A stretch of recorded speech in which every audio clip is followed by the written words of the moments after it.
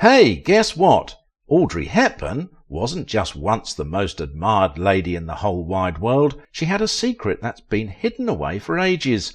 We're about to uncover the trauma that left an everlasting mark on her life. Despite all the privileges, her journey took an extraordinary turn towards the unexpected.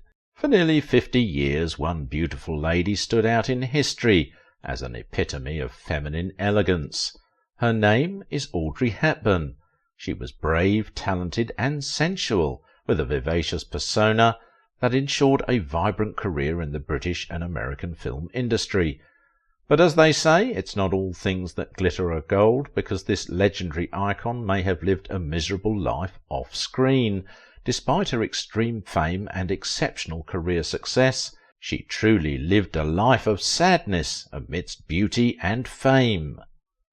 Audrey Hepburn is one of the iconic British talents whose immense contribution to Hollywood entertainment would not be forgotten in a hurry. Her cute nature was a powerful selling point she would forever be remembered with. Her feminine charm has continued to inspire many generations after. Some of her movies significantly would be counted among the most dearly loved films of all time. But how this Belgian-born talent shook the entertainment scene with her lovely aura and rose to stardom remained a marvel. After appearing with Gregory Peck in the classic Roman Holiday, the world gets to know more about this sultry lady, who became one of the biggest stars of her time. She was able to immortalise her name with her show in films like Breakfast at Tiffany's, Sabrina, and My Fair Lady. Do they say she was once the most publicly admired lady in the world? Of course, Hepburn was such a global charm that almost every woman wanted to be like her, and every man wanted to be with her. Yet there seems to be a deep lack of love in her private life amidst the glamour. I recently watched a documentary about Audrey Hepburn's life of anguish and distress, one of those shocking but revealing moments in history, an extraordinary traumatic life of an icon inflicted by her family background, as orchestrated by her father, her marriages, and those heartbreaking miscarriages. Audrey Hepburn's royalty image is so charming that fans thought of her as a dignified lady, with those captivating smiles as seen in her Princess Anna role that gave her an instant Oscar. She gracefully navigated the industry like a princess, but like her counterparts in Hollywood, Hepburn had her share of scandals. Hepburn is a huge fascination as a movie talent, but how influential was she? The American Film Institute rated her as the third greatest female screen legend from classic Hollywood cinema, and her depiction as a model fashion image ensures she got inducted into the International Best Dressed List Hall of Fame. Born in Brussels as Audrey Kathleen Ruston, Hepburn came from a noble family, where she was fondly known as Adriantje. Spent the greater part of her childhood living in Belgium, England, and the Netherlands at different times. She was a student at a boarding school in Kent, England, before the outbreak of World War II, forcing her to return to the Dutch city.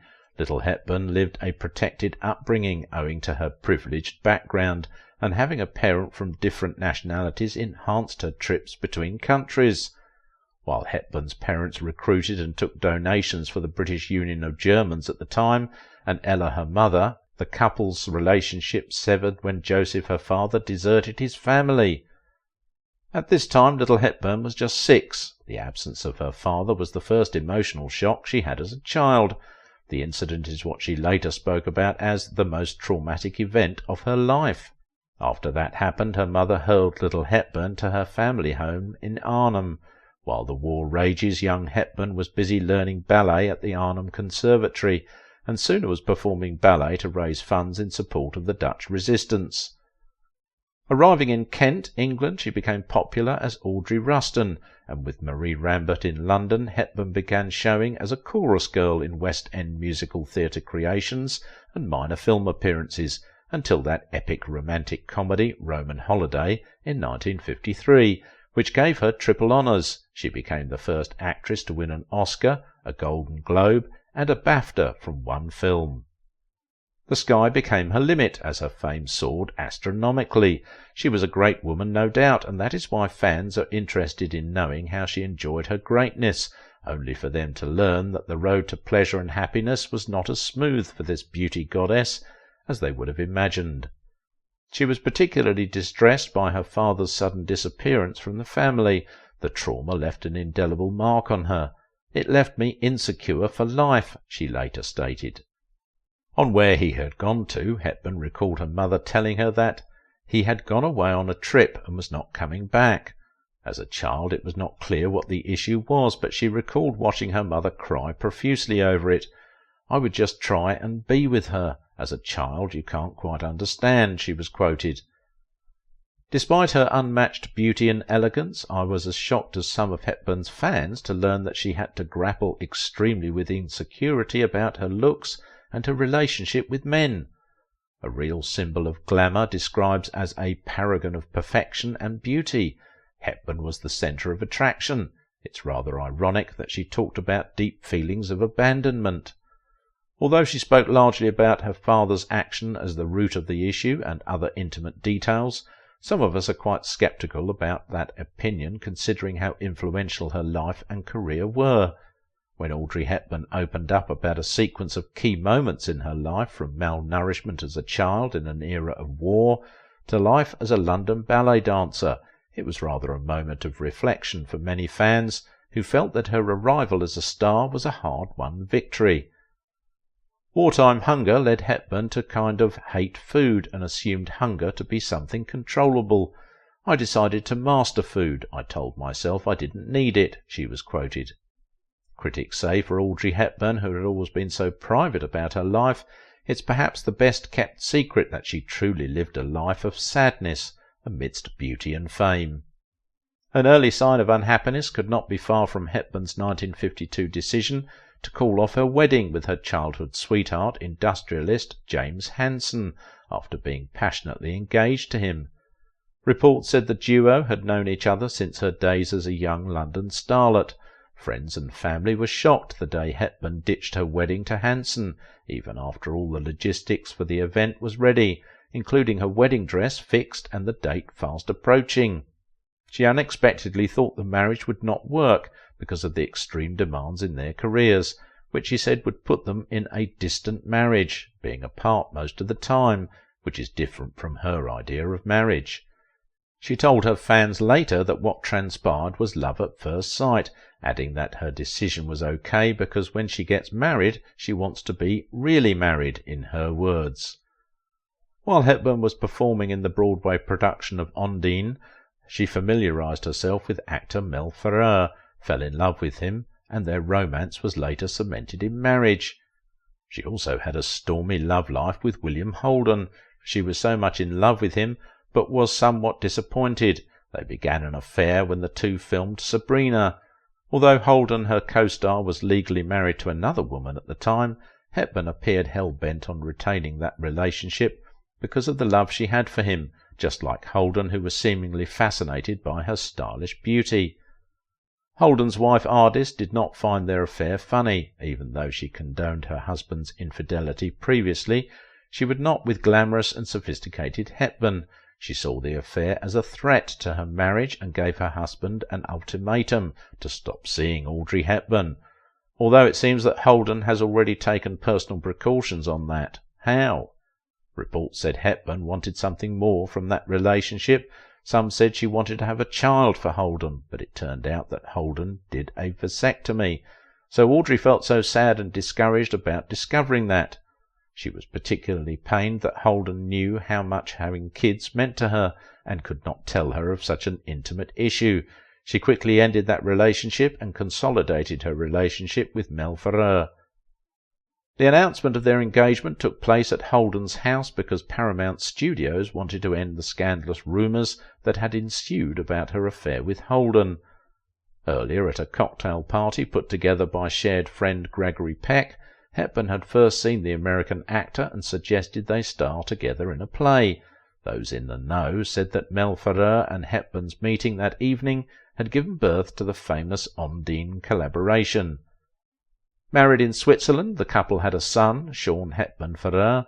They had a relatively stable marital life for about 14 years before the divorce came. With early rumours and claims by gossip columnists that their marriage would be a brief affair, the couple proved the records wrong by staying put for such a time, and as Hepburn rightly suggested, she and Ferrer were joined at the hip and happy together, even though her husband had temperament issues. Ferrer was rumoured to be extremely controlling, with many saying that he became her Svengali. William Holden, who was close to Hepburn, would later suggest that Audrey allows Ferrer to think he influences her. Several years after, Sean, their son, reflected on what he saw of his parents, acknowledging that his father was a difficult and demanding man, and added that Hepburn, his mother, was looking for a father figure, and they were happy and lived a life of Riley for the first decade. No wonder his father spent the remaining part of his life regretting losing that relationship. But for Hepburn, if what was revealed about her in a documentary is anything to go by, her need for a family was important, considering that she grew up witnessing a father who was cut off, or he cut himself off, as she puts it. Recalling how painful it was for her, she says, "If I could have just seen him regularly, I would have felt he loved me and I would have had a father," adding that she desperately tried her best to avoid the same scenario playing out for her children. This arguably is the reason she had to endure a lot in her marriage. You become very insecure about love and grateful for it, have an enormous desire to give it, she stated. Hepburn met her second husband, Italian psychiatrist Andrea Dotti, while in transit on a Mediterranean travel with friends. Thinking she could have more kids and possibly retire from active service, Hepburn married Dotti and had a son, Luca. While expecting, she traded with caution all through, and when the time came for delivery she comfortably settled for a caesarean section, because she had already suffered horrible miscarriages earlier. Interestingly, Dotti and Hepburn were very unfaithful to each in that union. While Dotti was busy chasing younger women, Hepburn had a time with actor Ben Gazzara, which she began while the two were filming Bloodline. Somehow that union endured for a little over 12 years before they finally divorced. For those in the movie industry, such a divorce may just be a routine, but for Hepburn it may just be something more than that. This great lady had to struggle to find love, at least so it seems. All these are the piece and pieces of Hepburn that no one ever gets to hear about. Wait until you hear how her second husband got photographed with 200 different women he was having affairs with. I'm still wondering how he could have achieved such a fit while still married to Hepburn. The truth was that he was madly adulterous, and Hepburn had to soak up the pressure emotionally for years, according to friends privy to the couple's activities. And when that union ended, Hepburn cynically told fans in a live television chat show she featured that doctors are great with their patients, they never want to take care of their families. It seems Hepburn tried for over 25 years to locate her father after he disappeared. By the time she eventually linked up with him through the Red Cross, she paid him a visit to Ireland. The experience of that reunion was rather cold, and left her even sourer and very disturbed. It is still part of the need to find peace of mind that may have led Hepburn into joining UNICEF, where she devoted her time to caring for children in war-ravaged countries, something similar to what she went through as a child, perhaps giving back to society the love that she never had. From 1980 until her demise, Hepburn had an affair with Dutch actor Robert Wolders. She met Wolders through a friend in the later part of her years, and would describe 9 years with Wolders as being the happiest years of her life, a relationship she considered as marriage though unofficial. Apart from relationships, there are a few other things that kept Audrey perpetually sad.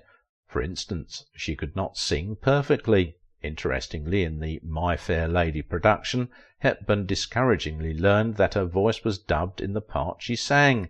It was said that upon realizing that her real voice would not be on tape, Hepburn got angry and walked out of the set, because she was earlier promised that she will do the singing. Though she returned the following day and apologized for that rude behavior, it was one of those sad moments that haunted the star. She regularly blamed herself for her poor singing ability, and was the reason she never played in any musical production henceforth. She decided not to act in a movie musical. I even heard that she was not nominated for Best Actress in that production because she didn't voice the vocal part of the role. Noticeably, Audrey Hepburn smoked like a vent. Off-screen she is a heavy smoker, just like when she was portrayed as Holly Golightly in Breakfast at Tiffany's. Friends say Hepburn could go as much as 3 packs a day. As you may have guessed, that was a period no one knew about the dangers of smoking, so she indulged in it mainly to stay calm and feel relaxed. A time doctors even recommended smoking as a way of calming the nerves. Several years after she died in 1993, Audrey Hepburn remains a remarkable Hollywood legend and among the 20th century's most prominent celebs. But even some of her most devoted fans could not have known these untold aspects of this wonderful lady. Get ready to embark on a new adventure that will unravel the secrets behind the first love of so many young men, the irresistible Annette Funicello. Watch this video now.